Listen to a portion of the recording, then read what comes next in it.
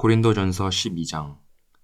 이제 나는 하나님의 영이 우리 삶 속에서 활동하시는 다양한 방식에 대해 이야기하려고 합니다.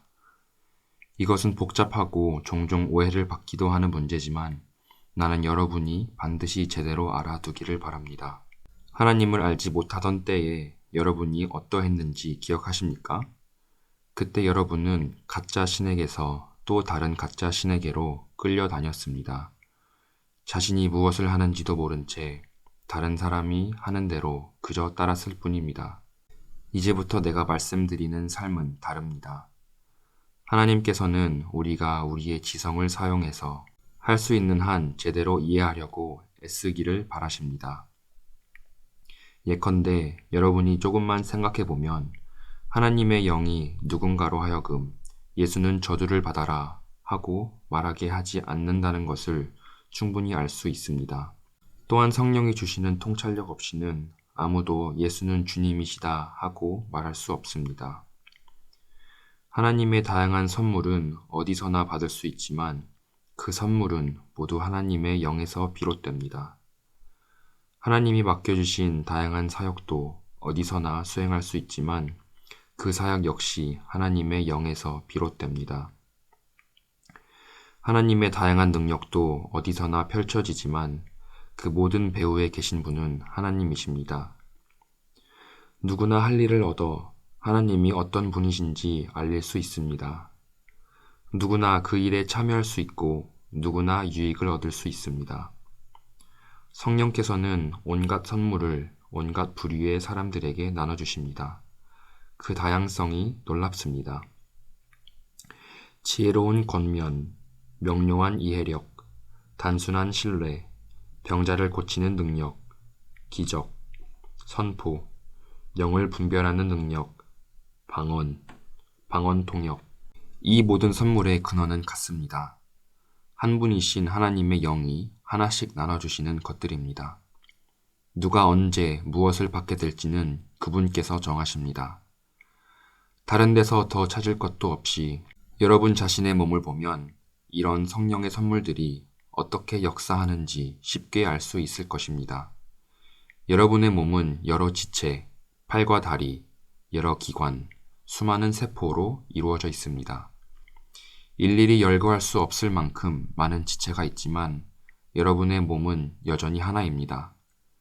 그리스도께서도 그러하십니다. 한 분이신 그분의 영으로 말미암아 우리 모두는 불완전하고 조각난 우리 삶의 작별을 고했습니다. 저마다 독립적으로 자기 삶을 책임지던 우리가 이제는 그리스도께서 모든 일의 최종 결정권을 쥐고 계신 크고 온전한 삶에 참여하게 되었습니다. 이것은 우리가 세례받을 때 말과 행위로 선언한 내용입니다. 이제 우리 각 사람은 부활하신 그분 몸의 지체가 되어 하나의 같은 셈, 그분의 영을 마시고 새 힘을 얻어 살아갑니다.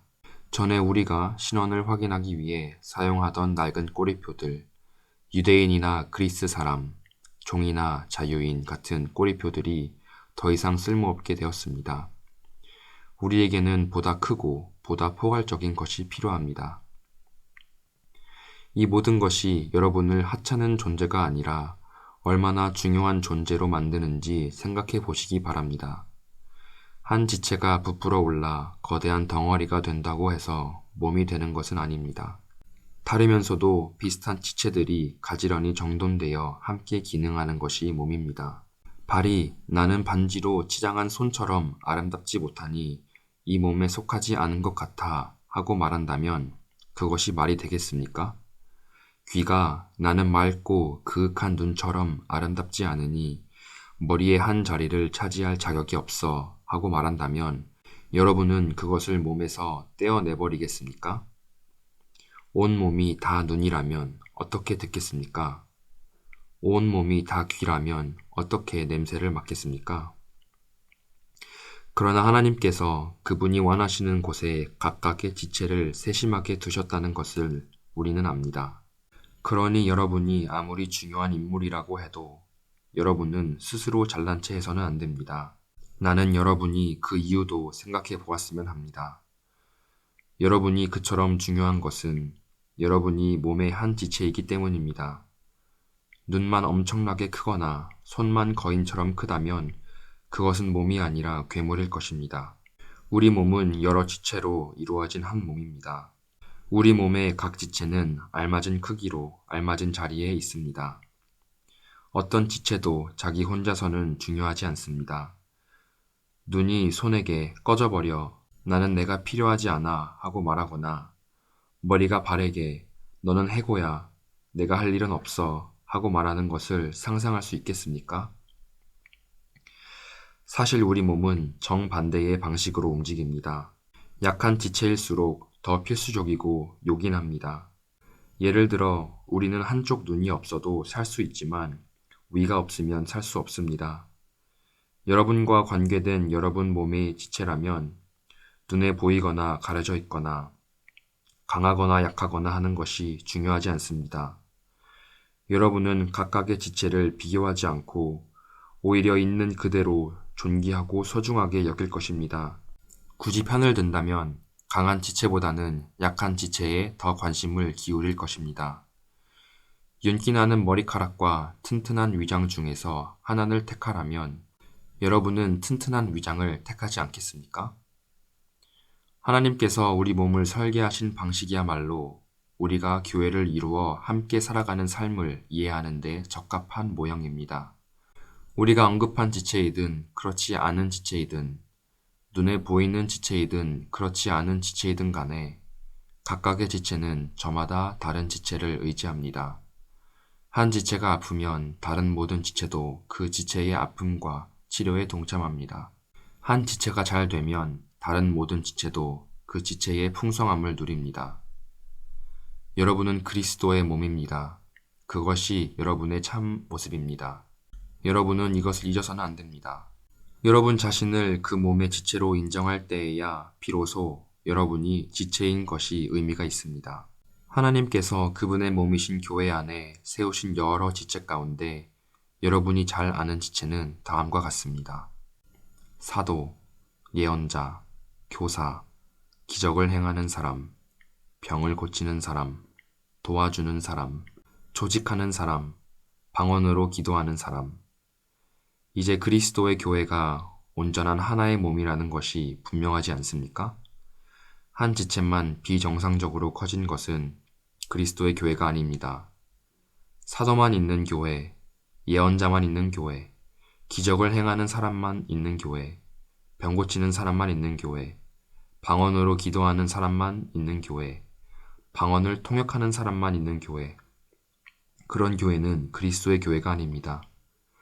그런데도 여러분 가운데 몇몇 사람은 이른바 중요한 지체가 되겠다고 계속 경쟁하더군요. 그러나 나는 이제 여러분에게 훨씬 나은 길을 제시하려고 합니다. 13장 내가 사람의 유창한 말과 천사의 황홀한 말을 해도 사랑하지 않으면 나는 녹슨 문에서 나는 삐걱거리는 소리에 지나지 않습니다. 내가 하나님의 말씀을 힘차게 전하고 그분의 모든 비밀을 드러내고 모든 것을 대낮처럼 환히 밝혀도 또 내가 산에게 뛰어올라라 명하면 산이 그대로 뛰어오를 만큼의 믿음을 지니고 있어도 사랑하지 않으면 나는 아무것도 아닙니다. 내가 가진 모든 재산을 가난한 사람들에게 나누어 주고 순교자처럼 불살라질 각오를 하더라도 사랑하지 않으면 아무 소용이 없습니다. 내가 무엇을 말하고 무엇을 믿고 무슨 일을 하든지 사랑이 없으면 나는 파산한 사람이나 다름없습니다. 사랑은 절대로 포기하지 않습니다. 사랑은 자기보다 다른 사람에게 더 마음을 씁니다. 사랑은 자기가 갖지 못한 것을 바라지 않습니다. 사랑은 뽐내지 않으며 자만하지 않으며 다른 사람에게 자신을 강요하지 않으며 내가 먼저야 라고 말하지 않으며 화내지 않으며 다른 사람의 죄를 꼬치꼬치 따지지 않으며 다른 사람이 비굴하게 굴 때 즐거워하지 않으며 진리가 꼽히는 것을 보고 기뻐하며 무슨 일이든지 참으며 하나님을 늘 신뢰하며 언제나 최선을 구하며 뒷걸음질하지 않으며 끝까지 견딥니다. 사랑은 절대로 사라지지 않습니다. 제 아무리 영감 넘치는 말도 언젠가는 사라지고 방언으로 기도하는 것도 그칠 것입니다. 이해력도 한계에 이르게 될 것입니다. 진리의 한 부분만 아는 우리가 하나님에 대해 말하는 것은 언제나 불완전합니다. 그러나 완전하신 그분이 오시면 우리의 불완전한 것들을 없애주실 것입니다. 내가 어머니의 품에 안긴 젖먹이였을 때에는 젖먹이처럼 옹알거렸지만 다 자라서는 그러한 어린아이 짓을 영원히 버렸습니다. 우리는 아직 모든 것을 분명하게 보지 못합니다. 우리는 안개 한가운데서 눈을 가늘게 뜨고 그 속을 들여다봅니다. 그러나 머지않아 날이 맑게 개고 태양이 환히 빛날 것입니다. 그때가 되면 우리는 모든 것을 볼 것입니다.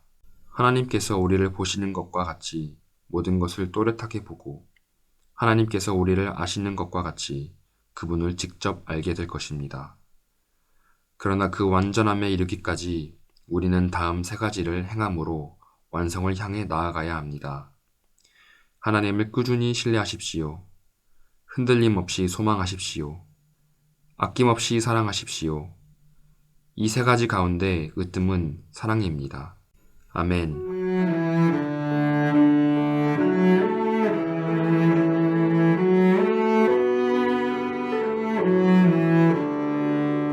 오늘도 말씀으로 승리하시길 바랍니다.